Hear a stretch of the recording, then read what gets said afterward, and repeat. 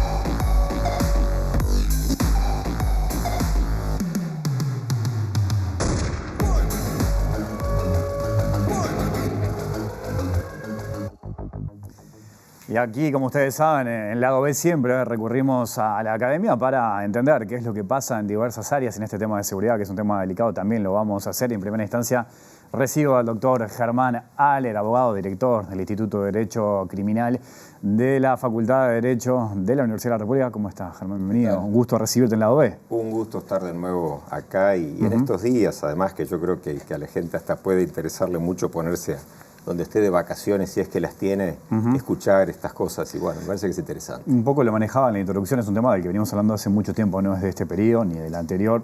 Quizás podemos decir que desde el regreso a la democracia, la seguridad es un tema que ha evolucionado, que arroja distintos elementos para analizar.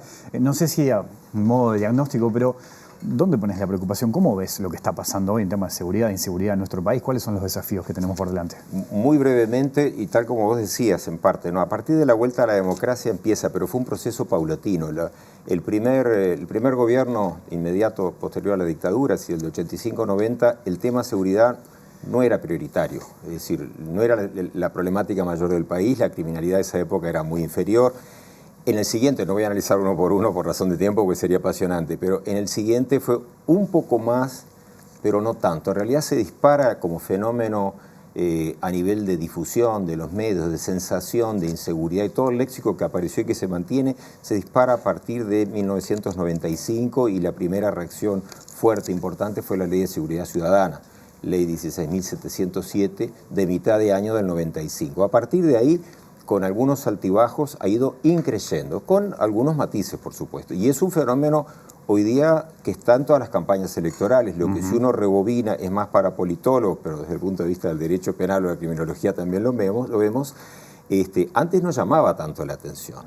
Ahora llama mucho más la atención y la contrapartida de la seguridad o inseguridad sería también la situación de las víctimas. Entonces, hoy son temas que preocupan mucho más. Es bueno que preocupen, lo malo es que más allá de algunos altibajos van increyendo, ¿no? Y esto genera que, por ejemplo, la justicia deba actualizarse, deba ayornarse para enfrentar estos desafíos que tenemos en materia criminal. Siempre, es decir, más que la justicia, digamos, el derecho penal, el derecho positivo, pero se interpreta en toda la operatividad de la justicia. Por supuesto que tiene que actualizarse, ayornarse, lo que no quiere decir necesariamente que todo lo que se proponga o se apruebe sea lo mejor. A veces se toman modelos de otros países que en esos países funcionan o no, pero que no son del todo aplicables al nuestro.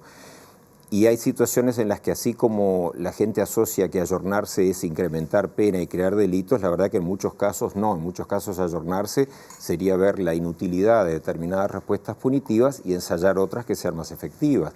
Entonces, ese ayornamiento que hay que hacerlo no es en clave de necesariamente más represión ni estrictamente menos, sino de ir viendo la relación efecto, es decir, causa-efecto, ver ese tipo de nexo causal. Pensaba también en esto del acceso a la justicia, ¿no?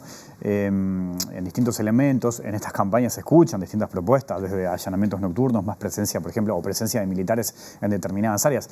¿Qué mirada tenés sobre eso, por ejemplo? Bueno, si no recuerdo mal, una entrevista que me hiciste acá hace casi un año, más o menos un año, hablamos algo de eso. No solo mantengo la misma postura, creo que seguimos en un tema sin resolverse. Son dos temas grandes. Tú guíame un poco, porque quiero, porque si no me voy. Cortame cuando quieras. Tranqui. El tema de allanamientos nocturnos se lo quiere difundir, por más que con ciertos matices, porque habrá visto el general, el televidente, que va como por pujos. Hubo un pujo muy fuerte hace poco, después bajó mucho. Ahora que están en campaña electoral, no preelectoral, permítanme esa libertad, vuelve a aparecer, pero no en todos.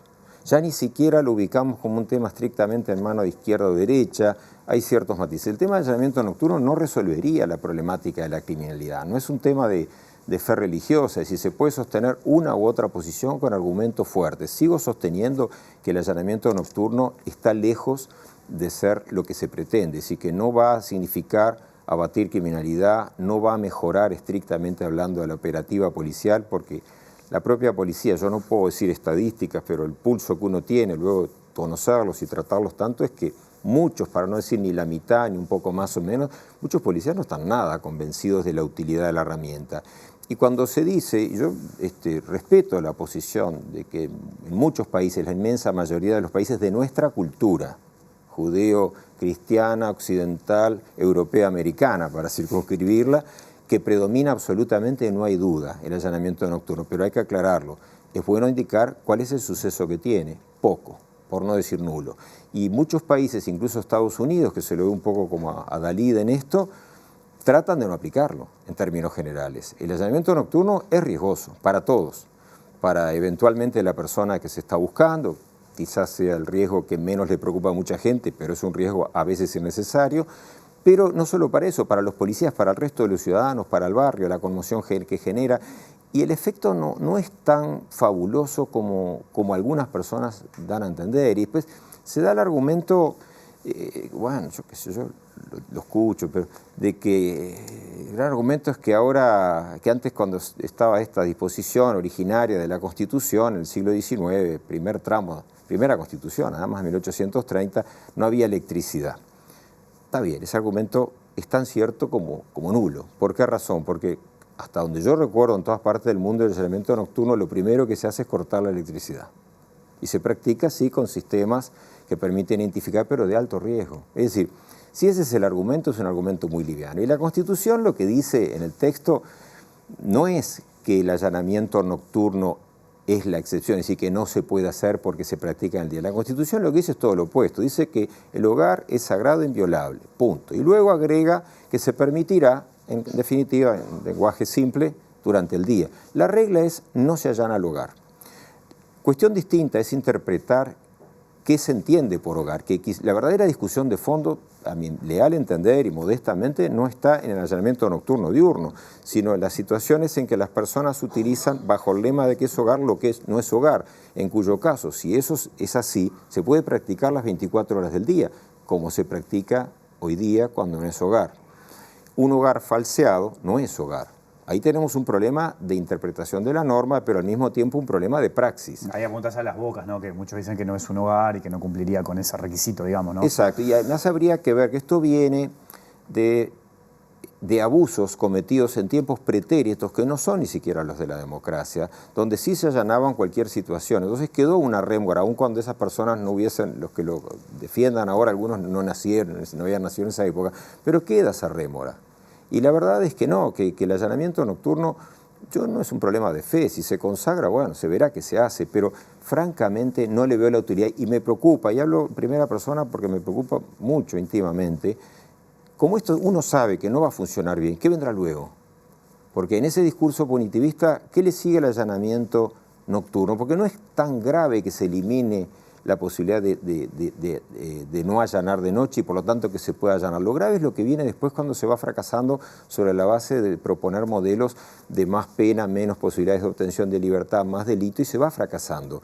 Y esto no lo digo yo, lo dice cualquier entendido en la materia, incluso sociólogos, estadísticos, que muestran claramente que mayor represión no significa menos delito. En algunos casos hay que hacerla y hay que incrementar alguna pena, pero la regla es que la pena no funciona en forma criminopelente inhibiendo de que se delinca, porque entonces no habría hurtos, no habría rapiñas, no habría homicidios, ¿entienden lo Es que me interesante ese refiero? punto que tocas y que mencionás lo de la pena, porque me lleva a pensar y conectar automáticamente con las cárceles. Tenemos un problema enorme con las cárceles, Claro. ¿no? Casi 15.000 personas privadas de libertad.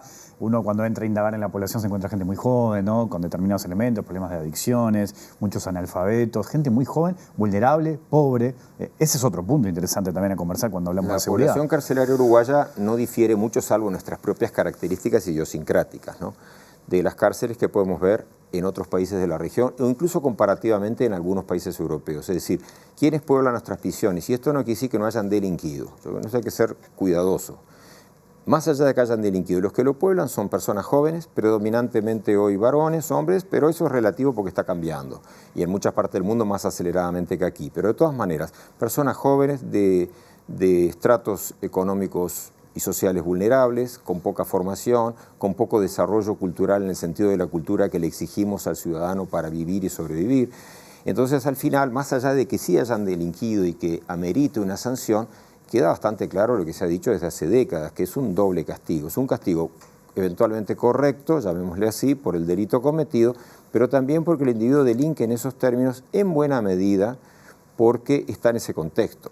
Muchas personas cuando uno dice esto se molestan y dicen, bueno, pero por el hecho de que esté en ese contexto no quiere decir que no tenga que delinquir. Y yo estoy de acuerdo con esa afirmación, pero la estadística es inequívoca.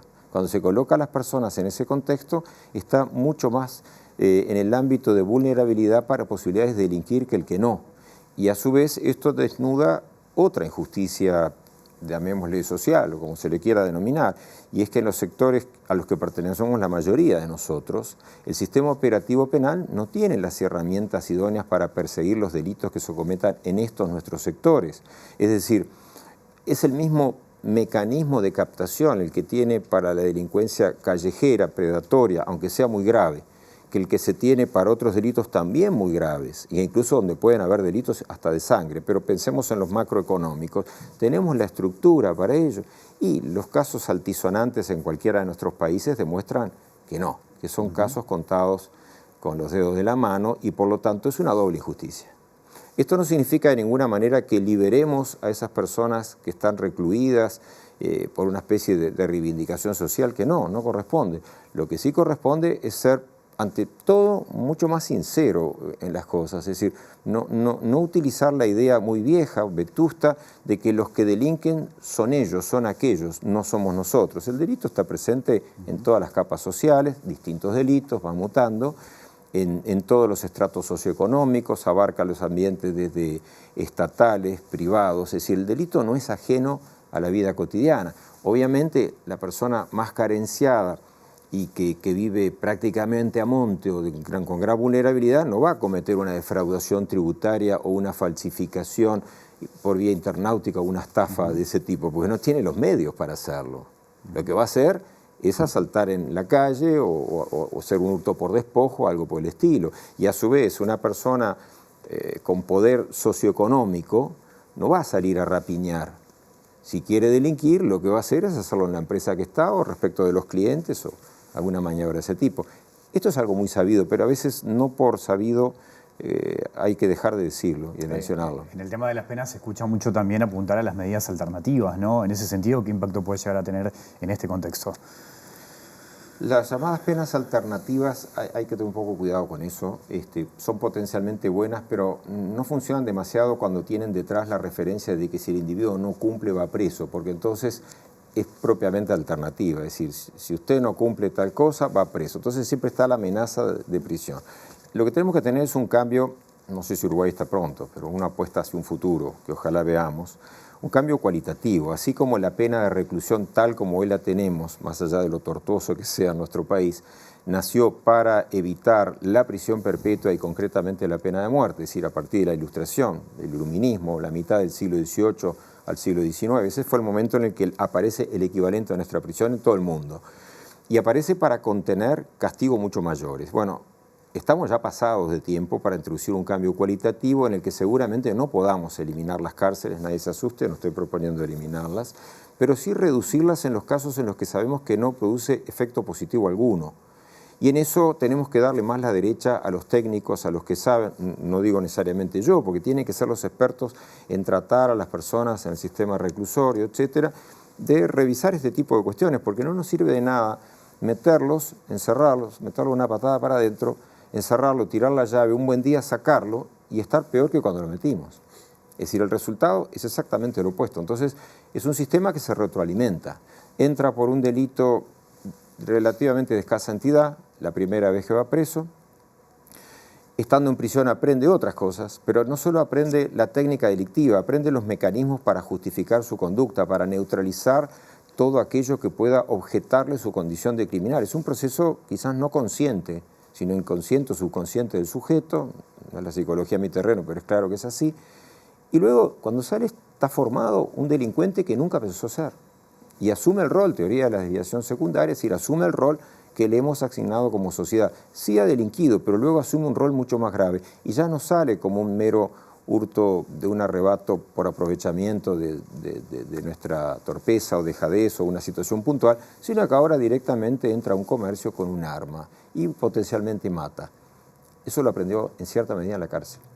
Es decir, y son los mecanismos de supervivencia que tiene la cárcel, porque cuando entra en la cárcel con una conducta de baja entidad y siendo muy jovencito, y cualquiera se da cuenta, para no hablar de Uruguay, en la mayoría de los países de Latinoamérica que bien conozco en ese sentido, el individuo va a ser ninguneado por sus propios compañeros de reclusión, va a ser utilizado. No es que el carcelero lo mortifique o lo lleve al delito, es que está en el entorno de que el individuo en términos carcelarios es un perejil, es decir, no vale nada prácticamente.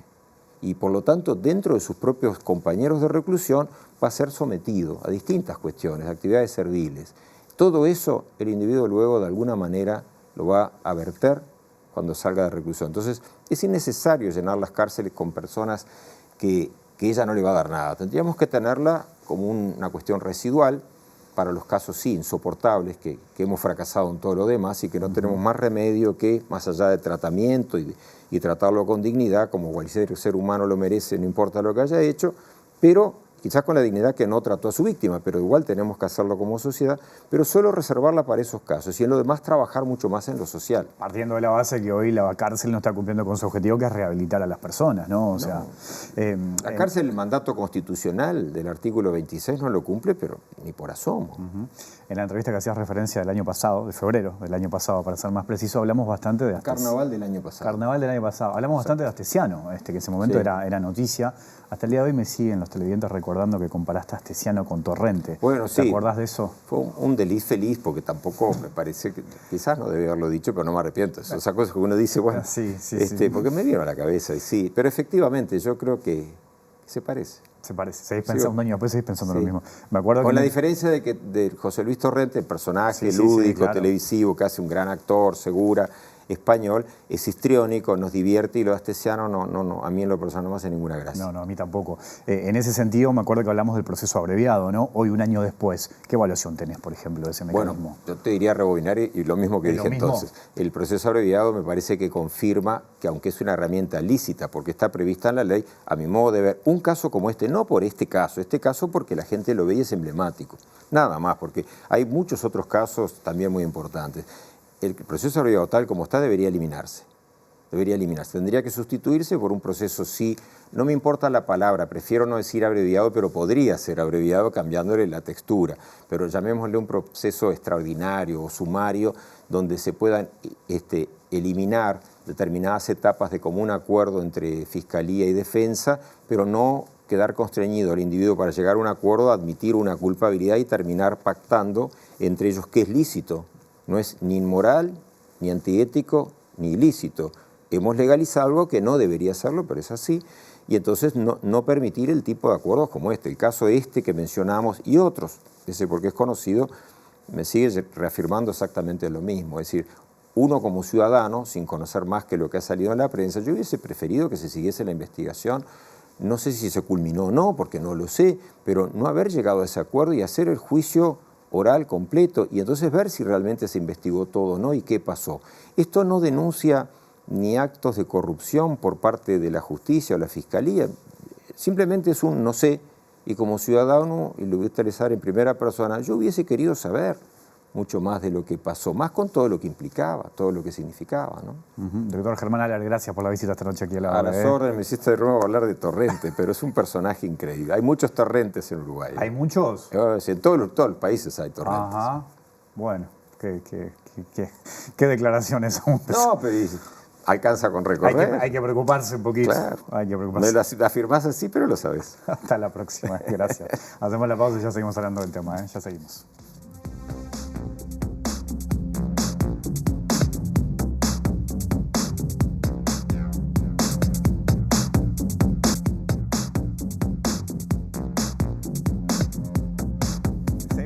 Aquí en Lado B, en la pantalla de TV Ciudad, hablando de seguridad y ahora desde una mirada desde la sociología, vaya si será importante también la sociología en este tema, en muchos y en este también, por eso es que recibo a Anilia Viscardi, doctora en sociología. Anilia, es un gusto recibirte. ¿Cómo anda? Bienvenida a Lado B. Muchas gracias por la invitación. Bueno, has trabajado en distintos proyectos, vamos a conversar un poco de eso. A nivel general, ¿qué mirada tenés de lo que está pasando hoy con la seguridad, con la inseguridad aquí en nuestro país? Bueno, una mirada evidentemente crítica y preocupada por una realidad y por una realidad que se construye.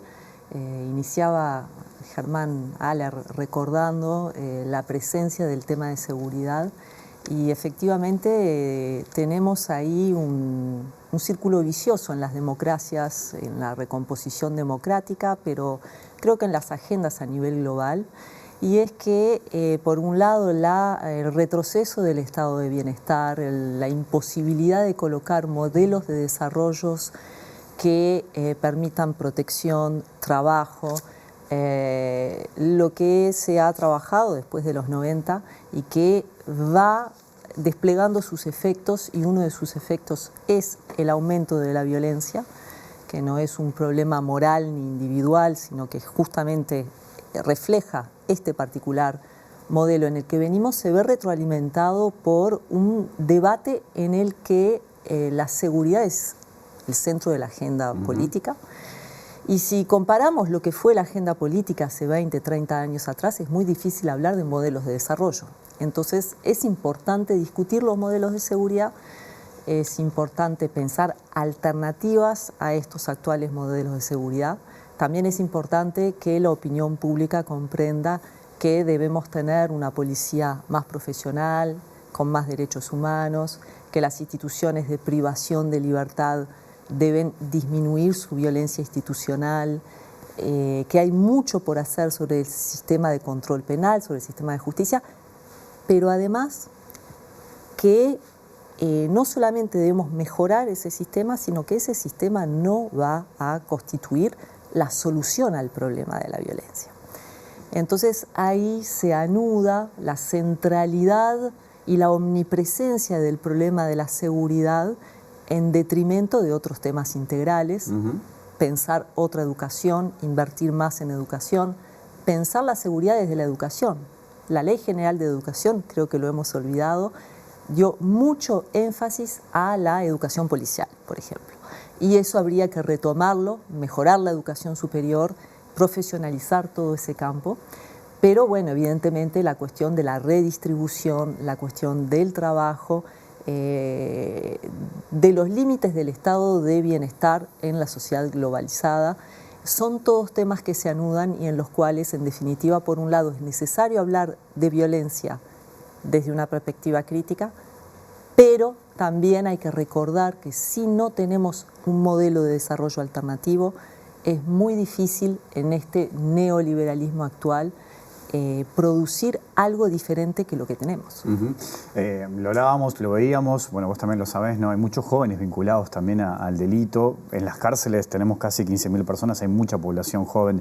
También siempre se habla, lo decías recién, ¿no? Pensarlo desde la educación. La educación es clave en este asunto. Has trabajado en un informe, en una investigación y has publicado un trabajo muy interesante que muestra el vínculo de los jóvenes con la educación en barrios vulnerables, ¿no?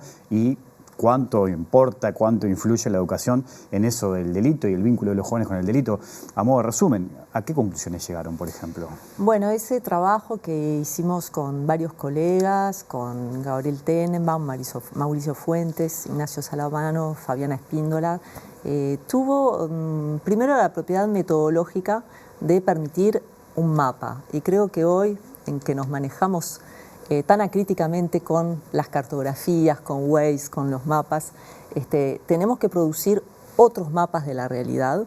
Y ahí lo que venimos trabajando desde hace tiempo es la observación del Uruguay como un país en el cual hay una concentración de la violencia en algunos espacios de la ciudad de Montevideo, en algunas zonas del país. Ese patrón, digamos, es un patrón consistente con lo que ocurre en los países, en los diferentes países de América Latina o en general con la violencia. Es la concentración en ciertos territorios. Es decir, que digamos, hay una desigual distribución económica y hay una desigual distribución frente a la protección a la violencia.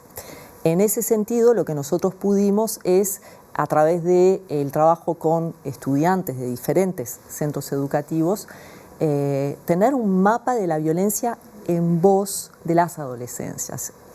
Y la situación es trágica, en el sentido de que el nivel de normalización, la cantidad de adolescentes víctimas de violencia, las situaciones que relatan, el temor, de alguna manera oscurecen la posibilidad de hablar de otros derechos vulnerados. El primero de ellos es la constatación en ese trabajo de que la violencia en barrios vulnerables de Montevideo se constituye como un obstáculo más a la asistencia o a la permanencia en el sistema educativo, con lo cual al debate sobre desafiliación, permanencia, defensa de trayectos educativos, le sumamos el contexto del entorno como un elemento más que dificulta la continuidad educativa de aquellos.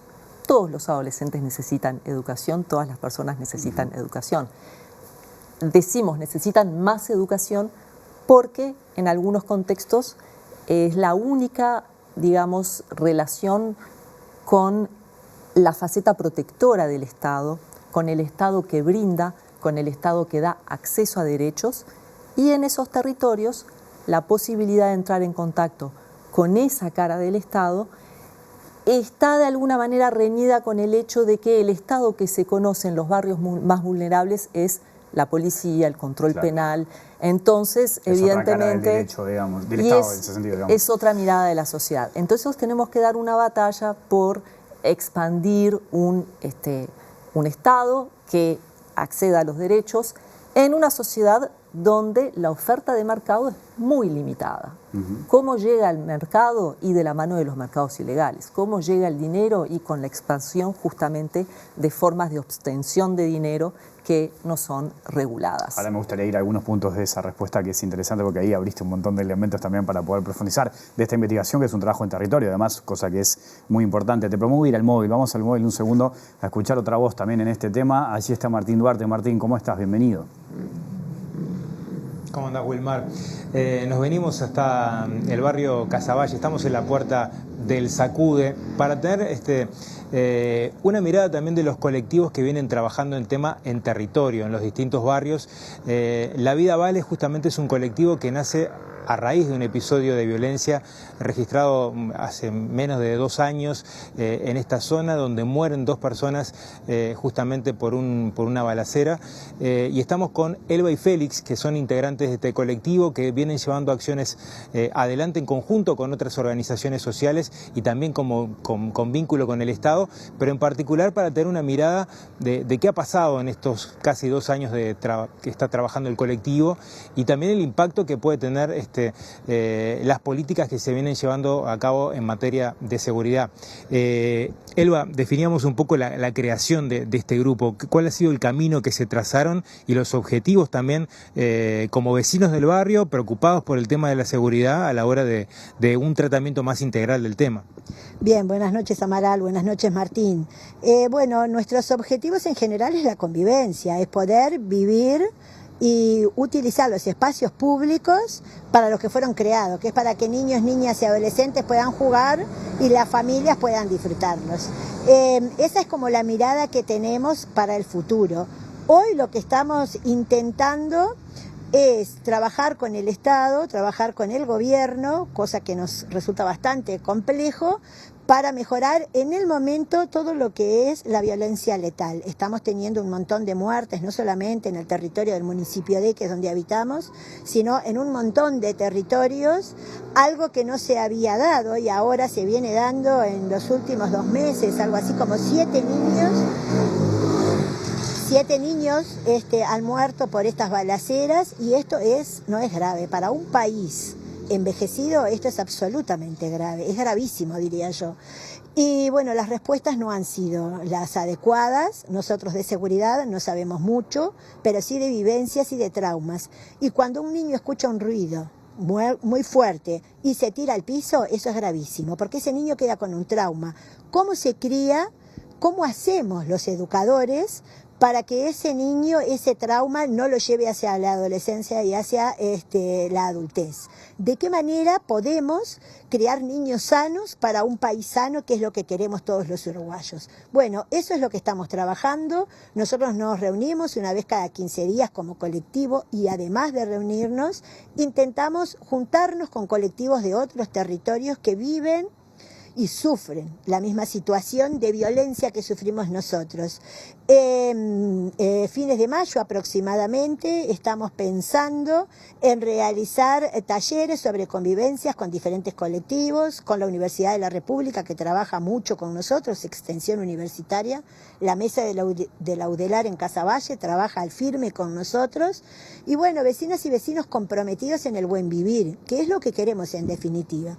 Ahora, el 5 de abril vamos a sacar un comunicado, como La Vida Vale, hablando un poco de estos temas y exigiéndole, porque ya no le podemos pedir al gobierno, exigiéndole que trabaje desde otro lugar, desde otra perspectiva para mejorar la calidad de vida y para mejorar la seguridad de todos los territorios, no solamente de Casaballe. Quiero consultarle a Félix, también como un vecino que hace más de 4 décadas que vive aquí en la zona, ¿cómo ha evolucionado el nivel de violencia en los últimos años, en las últimas décadas? Y en particular, ¿cuáles son los factores que ustedes analizan como componentes determinantes para la situación que vive el barrio o que viven también otras zonas del país, ¿no? Bueno, la violencia ha venido aumentando en estos lugares desde hace mucho tiempo, y cada día se siente más y se ve más. Y tiene mucho que ver con la situación vulnerable en la que vive la sociedad y estos barrios, donde hay muchos conflictos que tienden a resolverse por medio de la violencia. Después de todo este tiempo, hoy tenemos una situación muy difícil, muy complicada, donde estamos criando niños y adolescentes que no tienen una situación de salida, digamos, hacia el trabajo, hacia el estudio, y eso genera muchos conflictos en la sociedad que no se resuelven de la mejor manera, donde el Estado hoy de esta zona y de otras zonas de Montevideo se ha retirado, no está resolviendo el problema estructural que tiene la situación que vive el país, y por lo tanto las medidas que se aportan no son la mejor solución para resolver los problemas.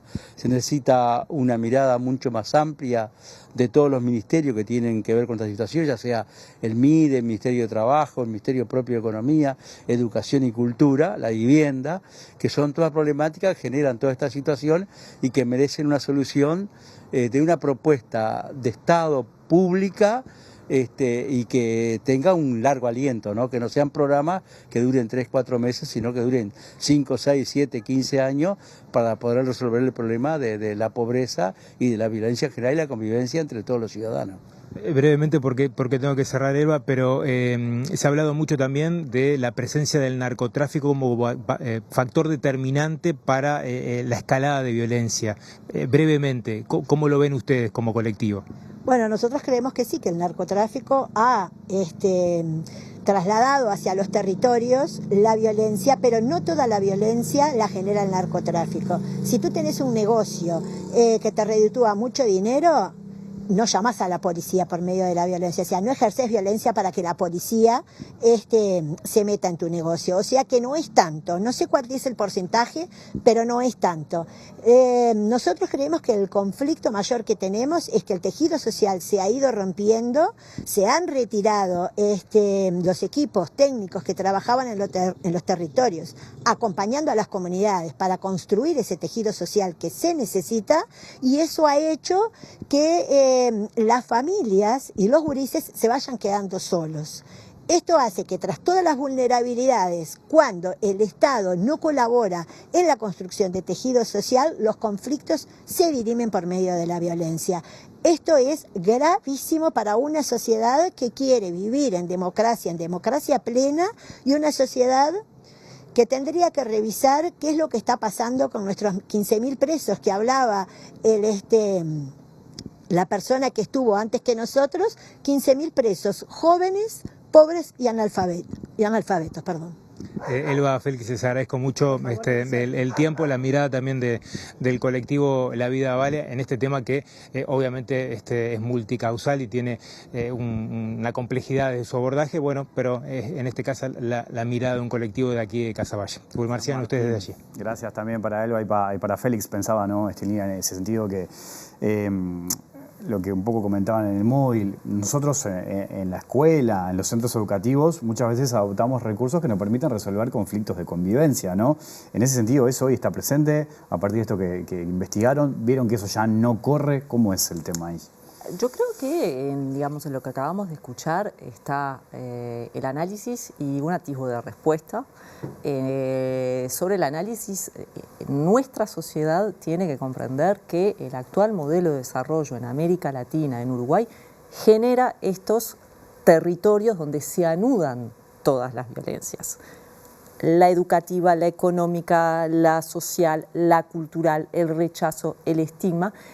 Y las grandes víctimas, las más visibles, las que sufren la mayor forma de crueldad, vienen siendo particularmente y cada vez más los jóvenes en Uruguay y en otros territorios. Por eso podemos hablar de juvenicidios. El abordaje tiene que ser integral, el sistema educativo, pero esto no es más que la continuidad de lo que hace 20 años observábamos cuando veíamos el retroceso del trabajo formal en esos territorios donde hoy estamos hablando de falta de empleo, de pobreza, de violencia, de falta de acceso a la educación, a la salud y de mercado ilegal de drogas. Ahora, la palabra público estuvo presente en el sentido de que nosotros no vamos a tener modificación sin precisamente lo que estamos escuchando, actores que se movilicen.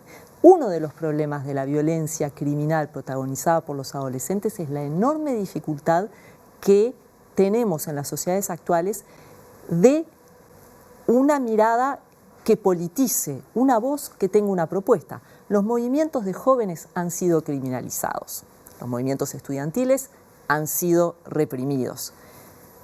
Los feminismos han logrado propuestas duraderas, con conflictos, con idas y vueltas, con ataques, pero justamente para la cuestión de los adolescentes pobres, movimientos como el de La Vida Vale, como el de estos colectivos, son claves, porque son precisamente ellos los que más dificultades tienen para pensar en términos políticos y culturales sus salidas, son los que están más hundidos en las causas, las consecuencias, la vivencia de esta violencia.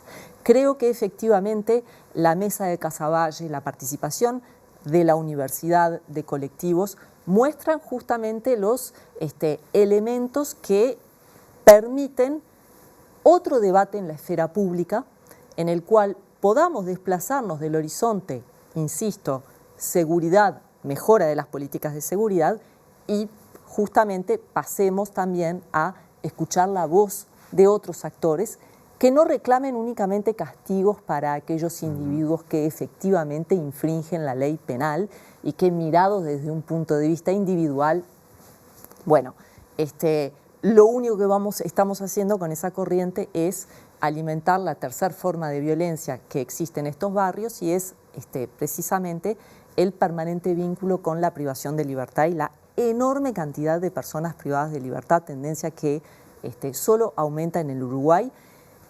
Y si pensamos las personas privadas de libertad, tenemos que pensar justamente todas las redes de relaciones en que eso se teje. Por lo tanto, efectivamente, la cuestión de las instituciones, la cuestión de la educación, es una cuestión importante, pero no existe centro educativo que pueda abordar el problema de la convivencia en el centro educativo o en el barrio si eso no se hace desde una perspectiva integral. En algún momento se trabajaron las mesas locales de convivencia. Hoy la noción o la mesa de Casaballe creo que retoma esta cuestión de pluralidad de actores, pero efectivamente necesitamos mayor movilización política, sin la cual no vamos a tener un movimiento solidario. Y generar ese movimiento solidario de sensibilización y de creencia en el otro está puesto en jaque también por una agenda de medios que vive del espectáculo de la violencia. Entre la difusión en las noticias, el espacio que ocupa la difusión de hechos de violencia, más el fenómeno no medido en las redes, donde justamente la circulación de videos de la violencia en el espacio público nos está dejando con algo que es el escenario y la mirada sobre la violencia en la sociedad de la pospandemia, que es una sociedad que vive presa de la pantalla. Y ahí pregunto sobre el rol de las nuevas generaciones, por ejemplo. Y las nuevas generaciones tienen miradas que se construyen en la red muchísimo. Hemos pasado por una pandemia en la cual muchos adolescentes y jóvenes se replegaron del espacio público. Porque ahí tocaste determinados temas que son importantes. Hablaste de la pospandemia, que muchas cosas, incluso hasta el día de hoy, estamos viendo cuáles son las repercusiones y las consecuencias. Hablaste de determinados nuevos discursos, del rol de los medios y del rol de las redes, que muchas veces es muy difícil de medir. Hay distintos elementos ahí que llevan a un análisis quizás muy complejo de todo esto que está pasando, ¿no? Exactamente. ¿De dónde surge la solidaridad? La solidaridad creo que puede surgir, el movimiento, la crítica. Evidentemente, cuando uno está en el contexto, en el territorio, en el barrio, necesita buscar una alternativa. El problema es el que no está en el territorio y vive el fenómeno a través de las redes. Y ahí justamente es muy fácil moralizar, pedir castigo, para evitar que ese peligro que yo vivo en la pantalla, que vivo también porque me roban, pero mi nivel de riesgo es evidentemente mucho menor que aquel que lo vive realmente porque está en esa circunstancia. Y justamente hoy la sociedad tiene un enorme problema para constituir una mirada solidaria e integral, porque también es la sociedad de la pantalla, de la red, del encierro en el cuarto y del repliegue de lo público.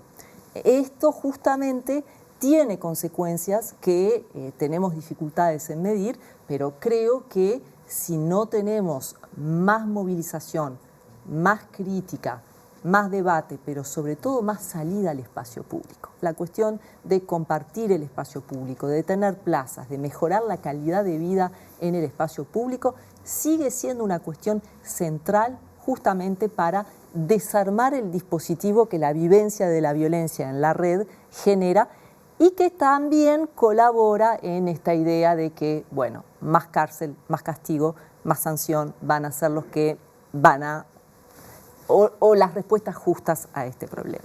Te agradezco mucho tu visita esta noche aquí a la Adobe. Quedaron algunos temas para analizar, pero las seguimos en otro momento. ¿Te parece? Muchas gracias. Gracias. Con mucho gusto. Nos vamos, volvemos mañana a las 20 horas. Que pasen bien, chao.